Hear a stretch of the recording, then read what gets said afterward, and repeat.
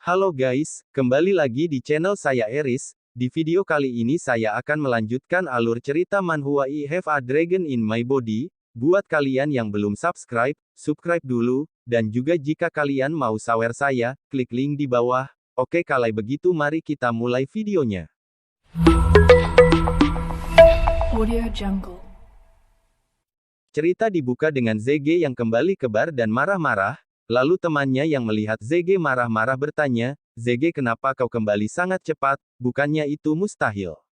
Temennya si ZG mengatakan itu karena, biasanya ZG ama pacarnya begituannya lama, tapi kali ini ZG hanya sebentar sudah balik ke bar lagi, jadi begitu, balik lagi ke cerita.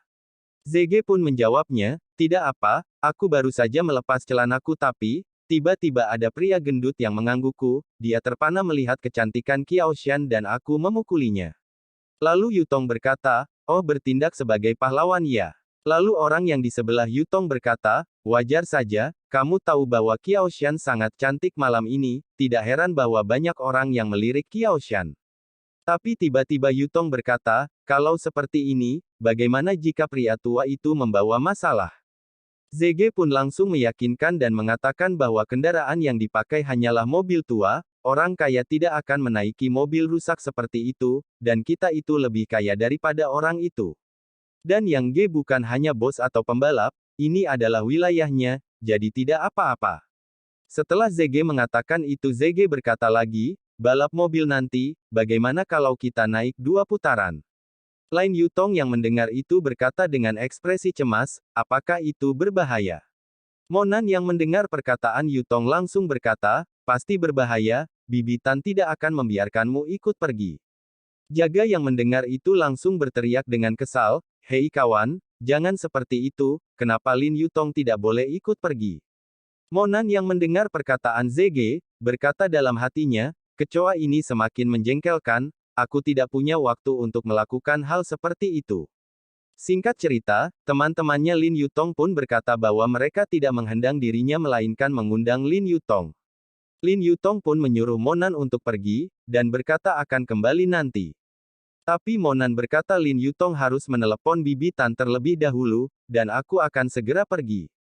Singkat cerita Monan pun beranjak dari tempat duduknya untuk pergi. Saat Monan akan membuka pintu, tiba-tiba pria gendut yang dipukuli oleh ZG menendang pintu itu dari luar. Lalu Monan pun berpikir tidak akan pergi dulu, karena akan ada masalah yang datang. Pria gendut itu datang dengan beberapa anak buahnya untuk membalaskan dendamnya. Pria gendut itu berkata kepada ZG, binatang kecil apa kamu ketakutan, ada apa dengan wajahmu? ZG pun berkata kepada pria gendut itu dengan ekspresi ketakutan, apa, kamu yang terlebih dahulu mengganggu pacarku? Si pria gendut itu pun kesal dan berkata, kamu pikir dirimu siapa sialan, seenaknya saja di wilayahku. Singkat cerita yang G temannya ZG pun datang, yang G meminta mereka untuk melepaskan dan memaafkannya dengan ekspresi ragu.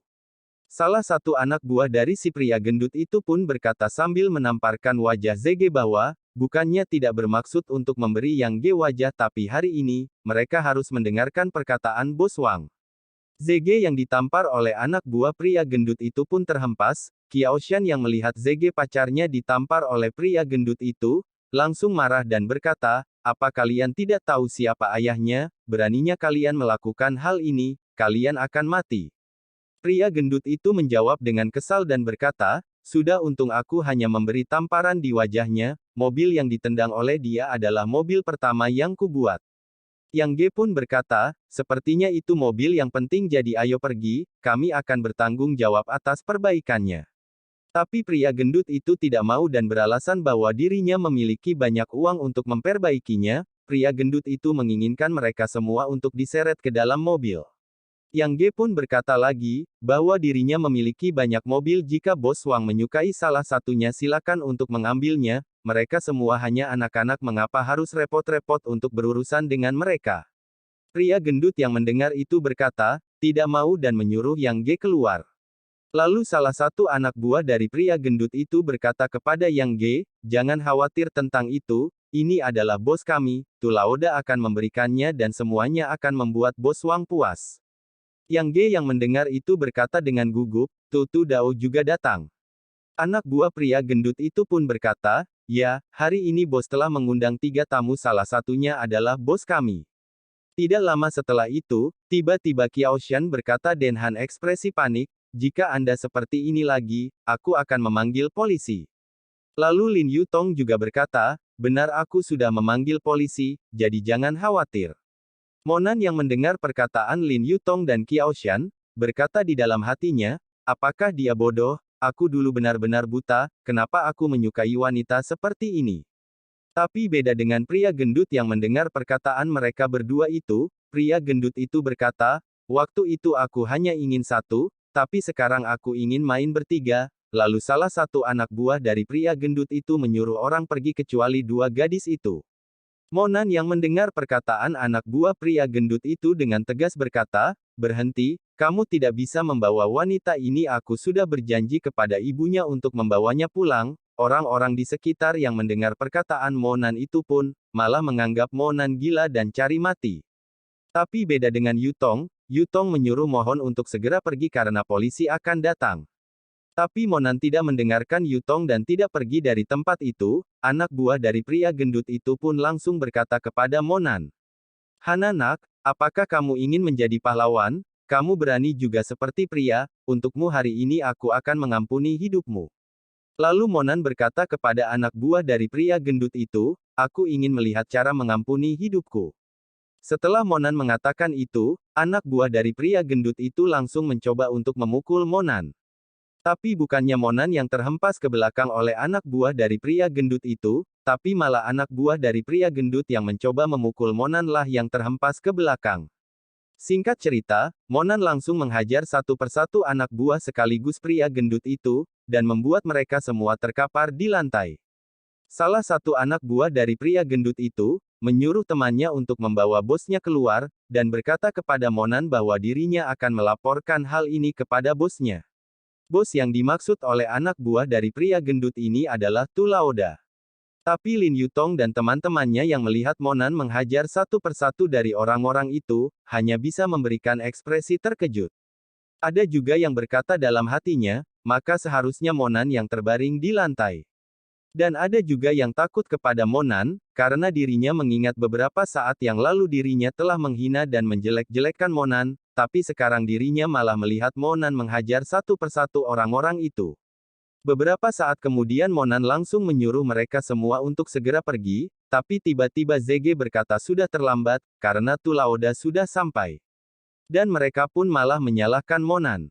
"Dasar sudah bantu malah nyalahin, jadi kesel Mimin." Oke, balik ke cerita. Monan hanya berkata kepada mereka untuk segera pergi, dan akan menyelesaikan masalah ini. Singkat cerita Tu Laoda langsung berteriak, "Aku dengar bahwa ada seorang bocah yang membuat masalah di sini, siapa itu, cepat keluar." Lalu Monan menendang kaca sampai pecah dan mendekati Tu Laoda. Setelah mendekati Tu Laoda, Monan berlata, "Apakah kamu bosnya?" Tu Laoda langsung menjawab, "Nak, kamu sepertinya sedikit kuat, namun, kamu jangan berpikir pantas menjadi lawan kami."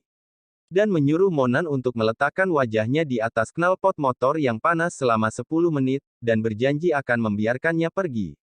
Lalu Monan berkata, "Aku tidak punya banyak waktu untuk berbicara omong kosong denganmu," dan langsung memukul Tu Laoda di bagian perutnya, dan membuat Tu Laoda terhempas jauh ke belakang.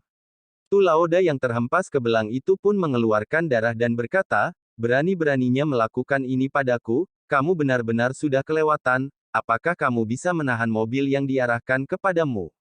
Setelah mengatakan itu, Tu Laoda langsung menaiki mobil dan mengarahkan mobil itu ke arah Monan untuk menabraknya.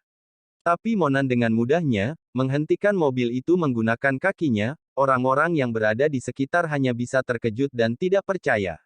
Lalu Monan membuat mobil itu terbalik, dan menendang mobil itu sampai ke tepi jurang. Tu Laoda yang berada di dalam mobil itu langsung panik, dan berkata kepada Monan untuk melepaskan dan akan membicarakannya baik-baik. Tapi Monan malah berkata, "Bukannya kamu ingin menabrakku dan membunuhku?"